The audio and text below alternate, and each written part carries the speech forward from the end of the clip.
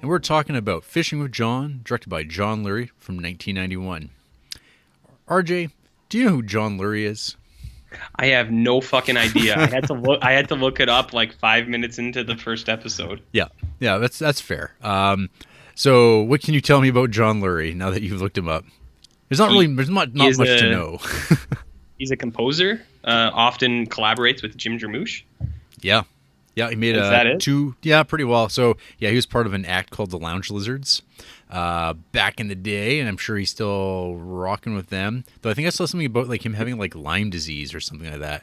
Which Oh shit. yeah. So I mean, he's probably Sucks. all the shitty things with that go along with that. Maybe he got it while making the show. Yeah. And then he's most famous for like working on Jim Jarmusch movies, Stranger Than Paradise and Down by Law, or like where I kind of first ever saw John Lurie. And then he's like most famous score that he did was for Get Shorty, which have you seen Get Shorty? Yeah, of course. I'm not a fucking loser. Okay, that's good. I'm glad you're not a fucking loser. But like, yeah, it's a very like kind of iconic 90s score. Like I think I've heard that score used in like lots of like commercials, like City TV would use it to like punctuate stuff all the time, and like lots of transitional stuff. So even though you didn't know who John Lurie was, his impact was felt on lots of cable TV weird generic music for long times. Gotcha. So John Lurie, what is he up to? Well, he doesn't know anything about fishing, and I guess he had this idea of like doing a television show that aired on IFC and Bravo back in 1991 Right. with the title Fishing with John. And essentially he just got dudes he knew, but his buddies, to like go along with it on this venture of like, I guess shooting kind of a mockumentary thing of them all just going on various trips to different locales. And that's it in a nutshell. There's no plot. There's no storyline per se. There's one. I think there's like one bit that there's a payoff. I think to one episode that comes later in the next episode. But that's about it. RJ, have you ever gone fishing before? When I was a little kid, yeah, my grandpa took us out fishing down. He lived in Milk River, so somewhere around there, I suppose. Okay. But it has been at least 20 some years since that was a reality. Yeah, my dad really liked fishing a lot. So I also, as a kid, I got drug along to a lot of fishing, both regular line fishing, whatever it is, and ice fishing, which apparently blows people's minds. But I'm like, yep. I remember bringing out that auger out onto frozen lakes and drilling holes and setting up your little gimmick and setting your flags, and you wait till those flags kick it, and then you go over there and you try to reel in your fish. I think my dad came in like first or second or something one year at a ice fishing derby. That's not that surprising. When I first met you, I was like, this guy's worked an auger before. Oh yeah. I didn't think it was for ice. I thought it was for humans, but whatever. Same thing. Well, it's kind of that was in the first season of Fargo, wasn't it? They were using the augers and then dumping the bodies in the frozen lake. Yeah, that show, that's all right. Oh, you're an idiot. So anyway, let's run through this 6-episode TV show, episode by episode. Okay. You can jump in anytime. I'll just kind of mention my notes as we go through. Can I just say something before you start? Okay. About the show in general? Okay. I fucking love this show. Oh, yeah? I thought it was awesome. This is one of the funniest things ever. Okay. It's one of the better entries into the Criterion Collection. I just want to say that. Okay. Well, yeah, we'll talk. Okay. We'll talk about it because, like, I've some very specific. Actually, in the very first episode, these are my observations with it. Okay. So, episode 1. Lay it down. Jim Jarmusch. So first episode, he's hanging out with his co-director, and like there's no real introduction to like who Jim Jarmusch is, what he's done. He's just like this like white hair, tall, skinny dude, and they're gonna go hunt for sharks, just like I don't know, off the coast of New York. Yeah. And yeah, they do just that. I wrote that, RJ, have you ever fished for shark? I haven't, but they actually see one, so I think it can't be that hard. Yeah, I mean, they went out and they found it, and it's like, holy shit, that's like really easy. Yeah. I think anyone could do it. My first, I have like quotes from the show. Me too. The first one here I have is, "Would you like to see my penis?" Yeah, I know. I wouldn't personally for you, but not yet, at least later. That comes out of like fucking nowhere. It's so funny. So many things that like either John Lurie or his guest say, or just the narrator says, are just so random and just the narrator. The narrator. It's like, what? Where did that come from? Yeah. My next note, I had made the note like New York hipsters hunting for sharks, and then I wrote, "This is what people did before podcasts."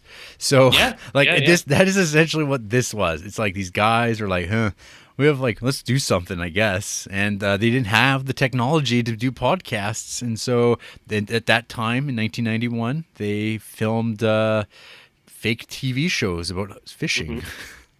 Like now, yes, they did, because you could actually basically do a podcast now called Fishing with John, and it could just be like John Lurie interviewing people about fishing on his show, and he'd have celebrities. Basically, that's what like Kevin Pollak and all these other like Mark Maron. I mean, how is what they do any different than what this show essentially is? It's not at all, but this show's way ahead of its time. I described it to Andrea later. I was like, because I think I'm going to rewatch it with her, because I think she would actually really like it. Yeah, you had asked me what I thought, and I was like, I don't know. Yeah, no, that's fair too. But I think it was in the first episode. I was like, oh yeah, she would like this.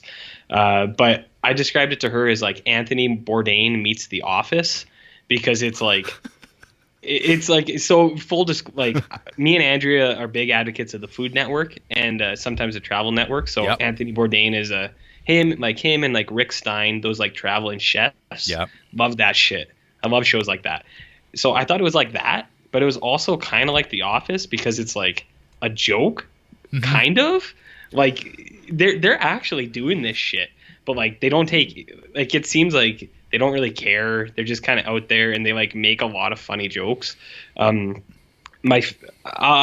wait until the end to tell you my favorite bit out of this first one. Okay. This first episode. You continue. Okay. So the next line from this movie, that I had to write down, was "covered in sores and boners."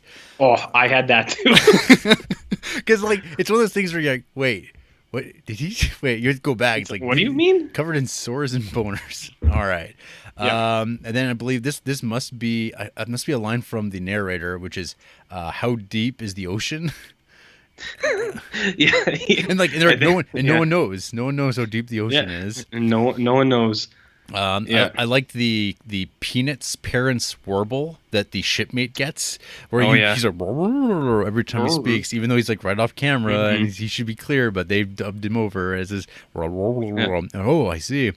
And yeah, like this, it's kind of like amazing, like that reality TV shows have not changed from this era. Like they haven't evolved. They haven't gotten any better. In fact, like this show like so predates, like I don't think like reality shows were at all to the same scale that they are now still. Like everything, like the ice fish hunter shit, and it's like super extreme and like edgy and like fake out endings of like, oh my god, this guy's climbing, but oh shit, some of the rocks are going underneath him. Oh shit, is he going to make it? Oh god, watch out. And then they cut off, and then they come back and like they recap exactly what just happened the moment before, and then they're okay. So whereas this show, it's like we gave the camera to the fisherman who owned the boat, and then it's like a 3-minute segment of him like zooming in and out of like a mountain, just for like no reason, because he like doesn't know how to use the camera.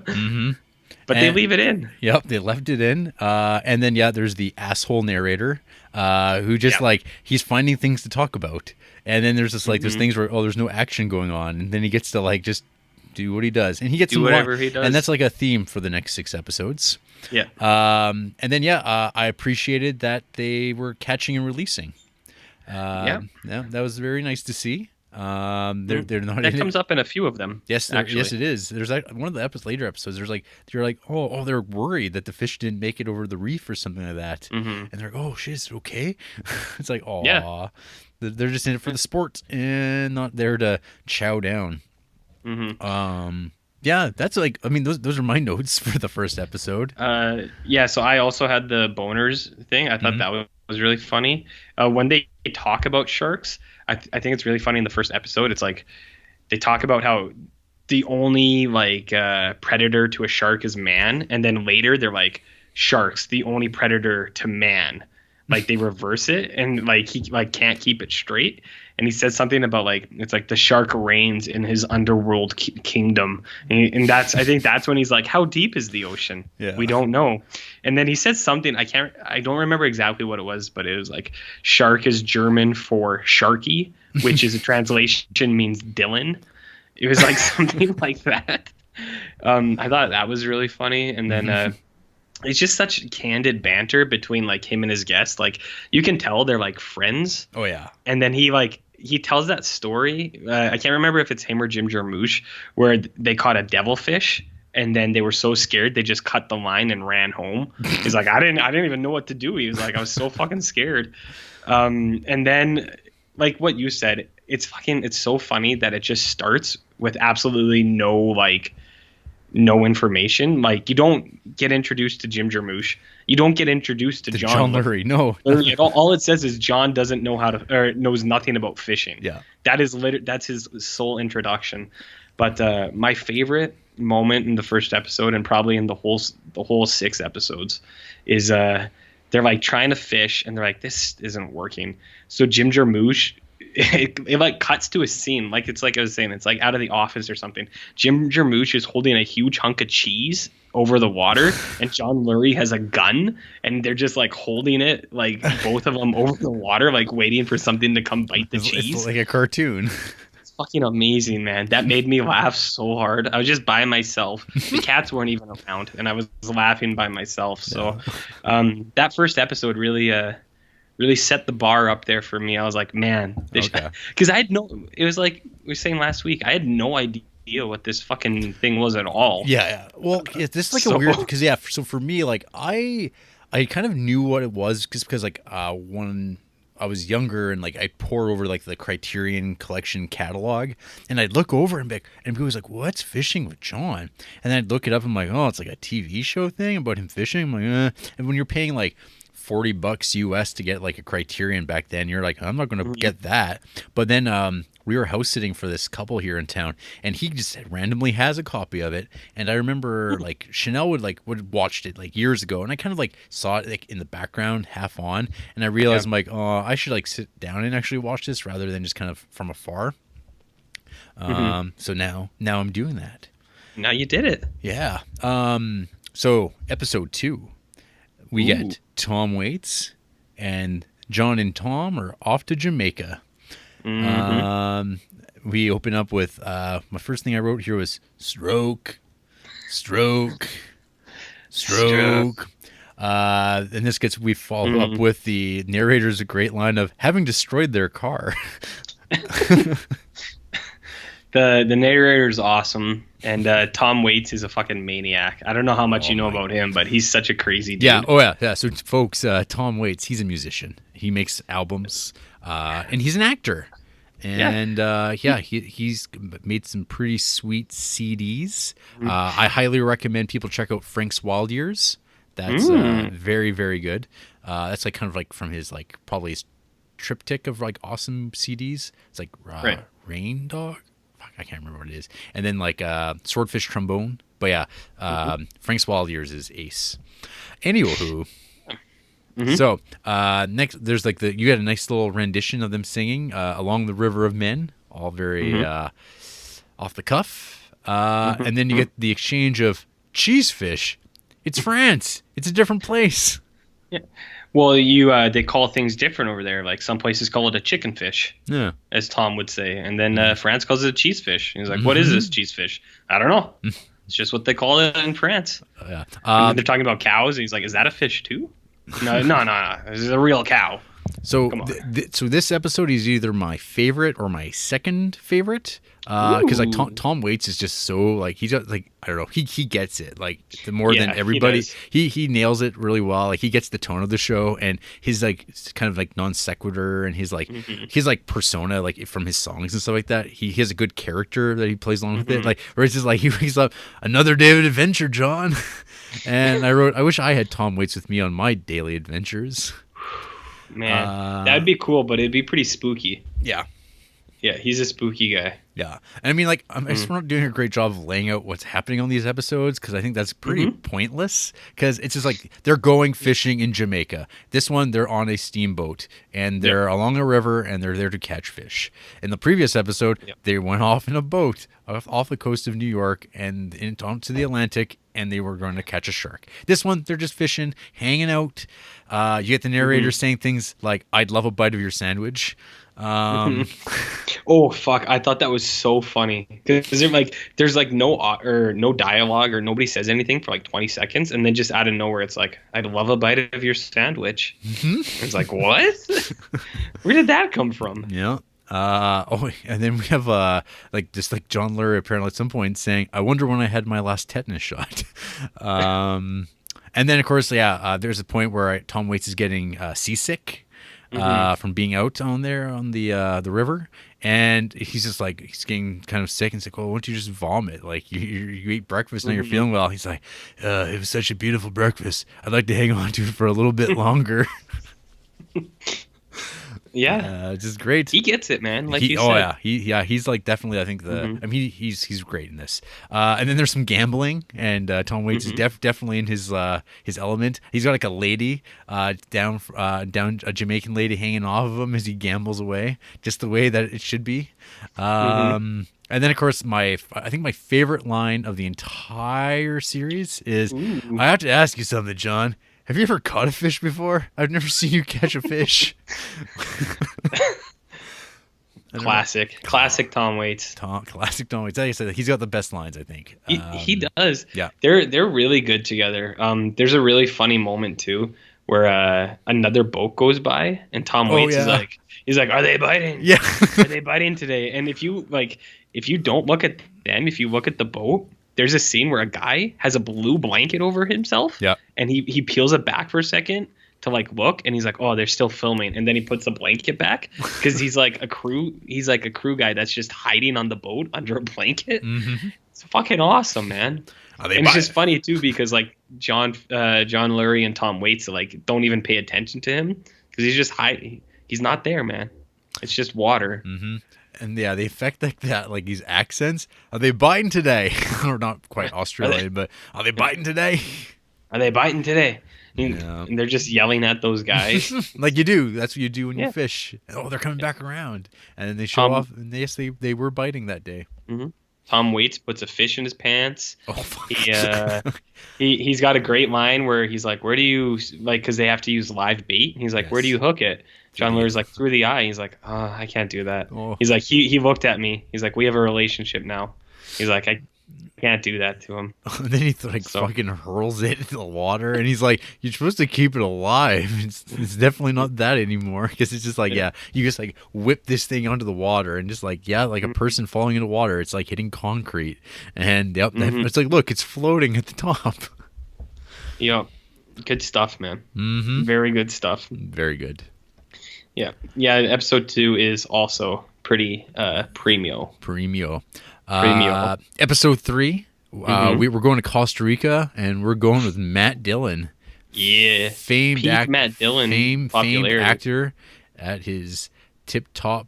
At probably his attractiveness. It's like it's kind of hilarious, like putting John Lurie and Matt Dillon together on that airplane when they're coming over. You go, holy shit, John Lurie is like haggard and looks terrible. Because like when he's hanging out with like Jim Jarmusch and Tom Waits, they're all like around the same age, and they've all like they're all like boozy looking and look like they've smoked like a pack a day for 20 years. And Matt Dillon's so fresh faced, baby faced, and like so soft and new. Yeah, and so they go to Costa Rica, and there is dancing. Yeah, they have to dance to bring in the catch. If you don't dance, you don't bring in the catch. That's right. So we get a sequence. This was hmm like probably not one of my favorite episodes. Yeah, I think this is the low one Yeah. for sure. It does have the dance is funny, and then the narrator, who's clearly bored, starts talking about how their like guide can morph Yes. into a bird, hmm and then that takes over for a while, and Yeah. then you get a lot of like reverse moving shots and stuff like that. That's all really fun, but the rest of it is just like they're just on the boat and nothing happens, and even the narrator's like, I think this is the best episode, And then it rains, right? and then it rains for Yeah, like it rains 5 seconds. Yeah, it rains a lot, and then Yeah. I think my favorite line from this episode is just, "These are horses." Yeah, that's really funny actually, because they find horses and he's like, these are horses. These are horses, like because it's, Are horses. it's introducing you to things, and it's like, well, these Yeah. are what these are, and it These are reminded me. horses. It just actually reminds me. There's like that movie that just came out about the kid from Mars that like grew up there, and he comes to Earth to meet his sweetheart. I can't remember the title. Huh? The Space Between Us. Oh, And there's yeah, there's like yeah. in the trailer there's a bit where he sees a horse for the first time. People are like, "Whoa, why is this kid acting so weird around horses for?" And so I'm like, "Oh, it's because it's a reference to Fishing with John, obviously." Obviously, you idiot. Yeah, he was making it for Yeah. that kid. Mm-hmm. Classic. But yeah, that's Episode all you gotta 3, say. it's Yeah. just there. It doesn't like I There. don't remember too much about it other than Mhm. oh yeah, that's the one with Matt Dillon, who I when I was mentioning who was in the show last week, I totally forgot that he is in it. Yeah. Well, So- that episode is just whatever. So. Yeah. So episode 4, we get ourselves Yeah. Willem Dafoe. They're in northern Maine, and and they're going ice fishing, RJ. He really assembled a crew of fucking serial killers, eh? Like Tom Waits, Willem Dafoe, and Dennis Hopper. Like all three of those guys have actually killed people in real life. You know that, Yeah, right? they're kind of that is a murderer's row of talent. Like those are guys that like they really have continued on. People know them, unlike John Lurie, I guess. But and like Yeah, I him mean, and Matt Dillon. yeah, Everyone else was famous. yeah, very much. Yeah. Yeah. So this is the one that's tied for favorite episode. Oh, yeah. With that one, Mhm. because this one kind of goes definitely more down the like structured narrative, Mhm. but you don't really you don't realize it's happening. But yeah, the thing that like comes to my mind is there's a bit where Defoe goes, "What are we going to eat tonight?" And it's just like Willem Dafoe, and he's just like recumbent and just like laying back. His legs are kind of apart, and he's just like in his sleeping bag and just like resting. He's like, "What are we going to eat tonight?" And like he gets it in a different way. Like he's doing it's like real genuine thing where he's like, Yeah. yeah, hey John, yeah, let's go fishing. My question here for you, RJ, is have you ever gone ice fishing? I don't know if I asked that. No, it sounds horrible. It's well, yeah. Based on this episode, I don't think. I think this might have scared some people off of ice fishing. Yeah, no. I've actually thought about this once before. It sounds horrible, but all I would be doing would be like boozing the whole time, so it wouldn't be that bad. I think that's like the reason people go point? ice fishing. That's like actually like a key thing about fishing. Is I think Booze? actually it's very alcoholic friendly. RJ, Where do you pee? Over the boat. Over the boat. Over the boat. Okay, I just had to ask. Yeah. Yeah, I really like this episode too. I only have one note for this episode. Mm-hmm. Willem Dafoe likes Pizza Hut. Because they're talking about food and like how many calories you burn out in the cold. Yep. And he's like, that's like 4 hot fudge sundaes. Yeah. That's like 2 pizzas from Pizza Hut. And he explicitly mentions Pizza Hut. So I thought that was really cool. And I think that's a first of Criterion movies explicitly mentioning The Hut. the Hut. So I thought that was really cool. And the only reason I don't have notes for this episode is because I was just enjoying watching it. So I was like, I'm into this. I like it. I think of all the stuff I was posting on the Instagram. The one still and screen cap there was the one with Defoe in the sleeping bag with John. He's like, you know what? I get kind of sweet when it comes to bedtime, and people really like that. And it's like that's the magic of Defoe. Yeah. People. I don't know if I even saw that. Yeah. I think I missed these ones, but that sounds fun. I like that. Yeah. I think everyone like that a lot. everyone likes Jesus. Ooh.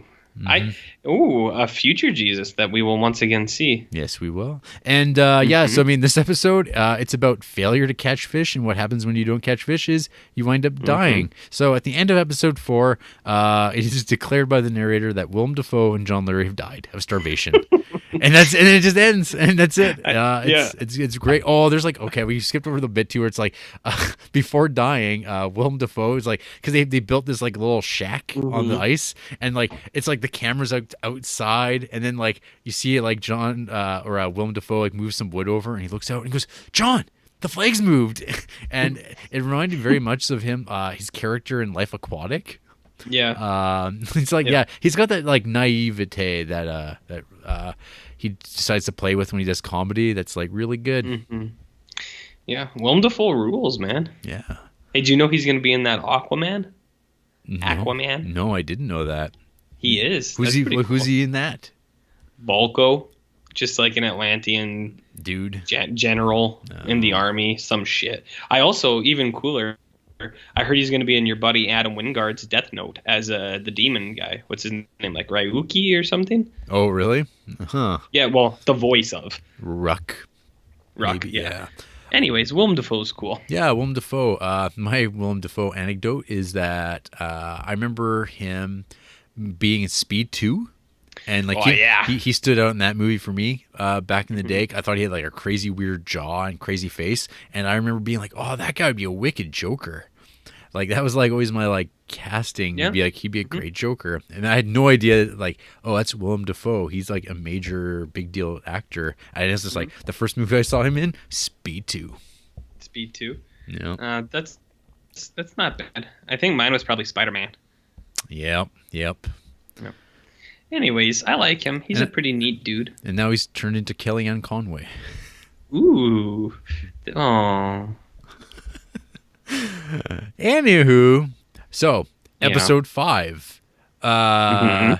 This is an episode with Dennis Hopper, and they're going to Thailand, in which the episode immediately opens up with when John Lurie appears on frame, the narrator going, "I made a mistake. John is still alive." I thought that was really funny, and it was nice to see some continuity between episodes. Yeah. So yeah, I thought that was awesome. Yep. And this is the first and last two-parter.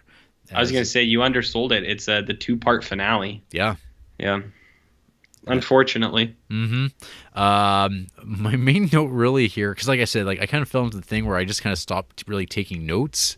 It was just kind of falling into the rhythms of the show. It's like I forgot about Dennis Hopper's laugh, which is like, I don't know.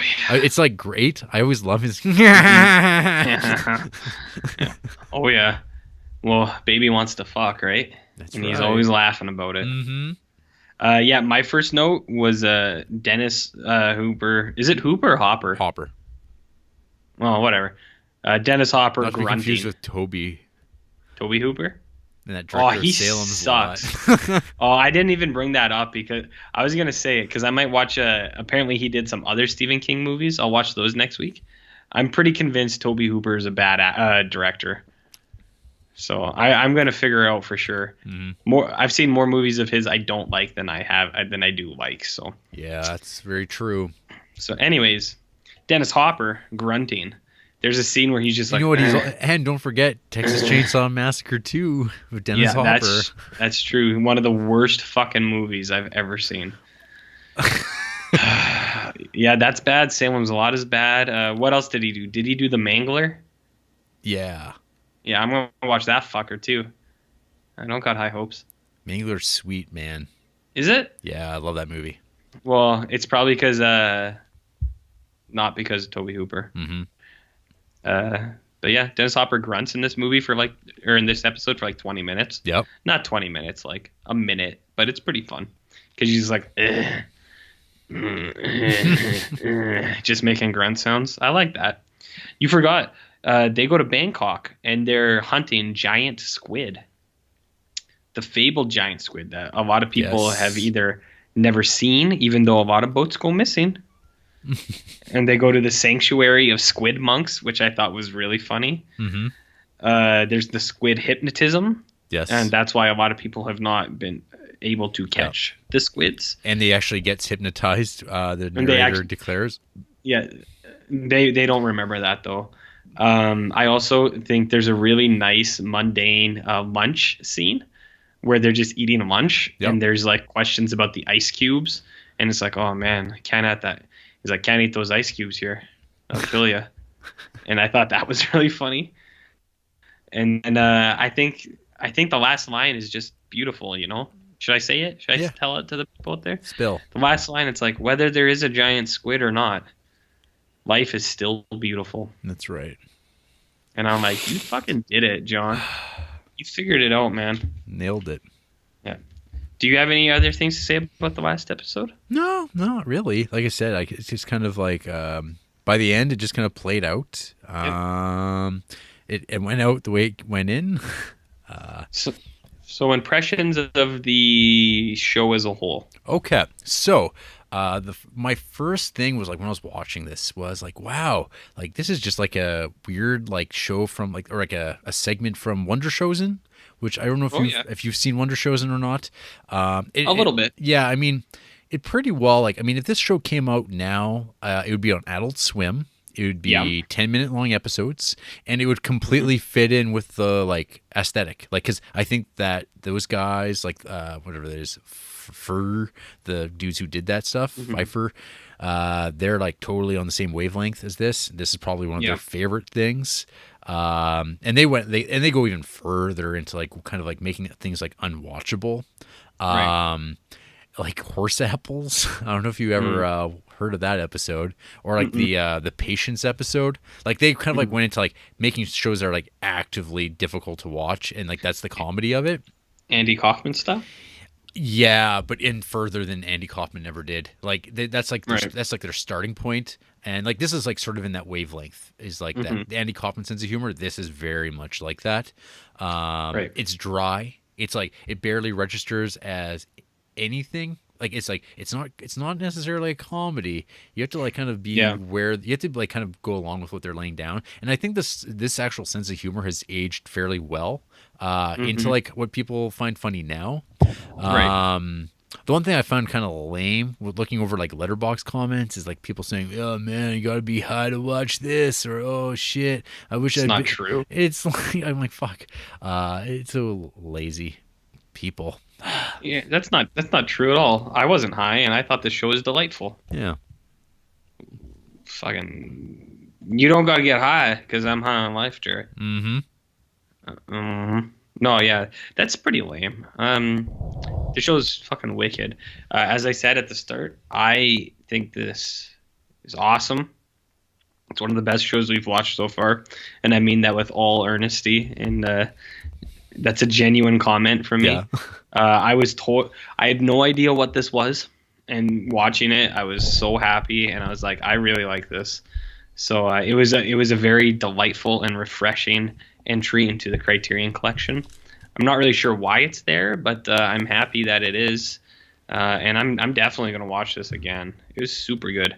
It's funny too, like there was a lot of like they put a lot of production money into this. Like they don't have like lavish sets or anything, but they flew him and his crew around to all these places. So that's not cheap. It's a pretty small crew. I mean, it's a pretty relatively cheap production. Yeah. And actually, I saw like I think there's a commentary track on this too that I didn't actually listen to. But I guess like one of the mentions on there was that I think like some Japanese production company was funding him, and they wanted like Dennis Hopper and stuff like that. They wanted certain things, and I started realizing like, oh, this is like super like Japanese in a lot of ways. Like I don't know if you ever watched like some of that like stuff that came out of like the 2000s, like The Matrix, Silent Library.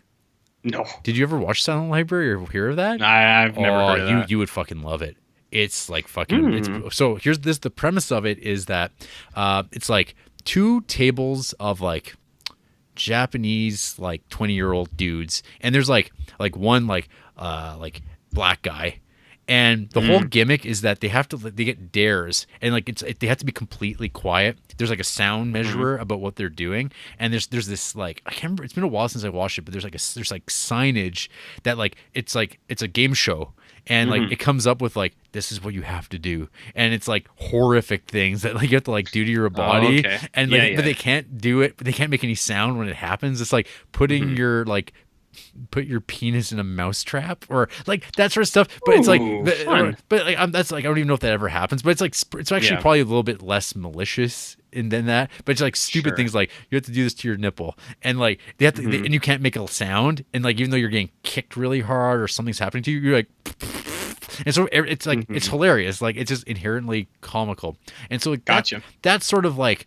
Weird lo-fi spirit is like super like Japanese, like it's a staple of like their kind of just for laughs kind of thing, but way funny, way cleverer, and a little bit more like mean-spirited to a certain degree. And erotic. Just like that's one thing I would not use to describe fishing with John as being erotic necessarily, but I don't know. Did you see when Tom Waits put that fish in his pants? I saw. But... Which, by the way, he's just wearing like sweatpants that are cut off at the knees, which is so fun. And they just bulge right down. They just bulge down. So much fun. I'm gonna leave it there for a little bit. Man.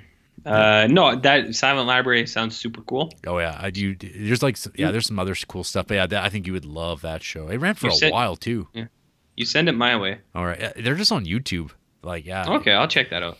But no, I was totally surprised by this, and I fucking loved it. I thought it was super funny, and it was exactly what I needed, man. I was like, this is so refreshing compared to fucking Henry V.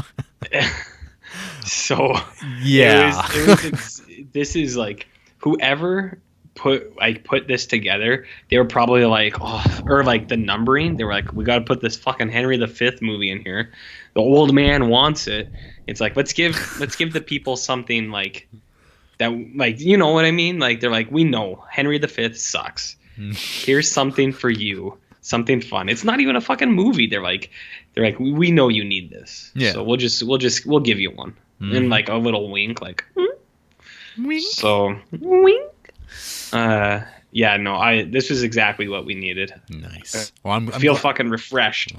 Well, I think you liked it like a lot more than I did. Like I liked it really well enough. Yeah. So I'm really surprised, but I'm glad. That you this turned the ship around. From the last one. I almost quit last week. No, we all did. But, not everyone feels the same. So, who hates Fishing with John? There's actually not that strong a hate, because like not many people have actually seen it. But James Vincent has. He gave it 2 stars, says, mildly amusing at times, but I couldn't even finish all 6 episodes, which amounts to 2.5 hours, and I'm a patient man. No, you're not. You're fuck man. How about that, James Vincent? Shit, you told him. I got him. Irk Majerk gave this 2.5 stars. Such a weird movie, but in a good way. This is definitely not for everyone, but it's for me, that's for sure. Okay. What? Why did you give it 2? I'd watch parts of this again. Not the Matt Dillon part, though. It was boring. Well, why did he give it 2.5 stars if he liked it? I don't know. Maybe he's one of those like potheads that likes this and thinks that you have to watch it while high or whatever. While you're high? Yeah. Oh, The Great Wall with Matt Damon. It's only good when you're high. Yeah. Yeah. Yeah. I don't know. That's it. That's that. Yeah. Like I said, because everyone agrees. It's awesome. It's pretty good. Pretty good. Well, hey, fuck. That's it, I think. We did it again. We did it again. This is going to be an all-time banger, this episode, I think. All-timer. If people... Yeah. Well, people should check it out. And I think they're just all episodes are on YouTube. So it's easy to get to. They're just up there. No one gives a crap. Guys, Criterion doesn't even care.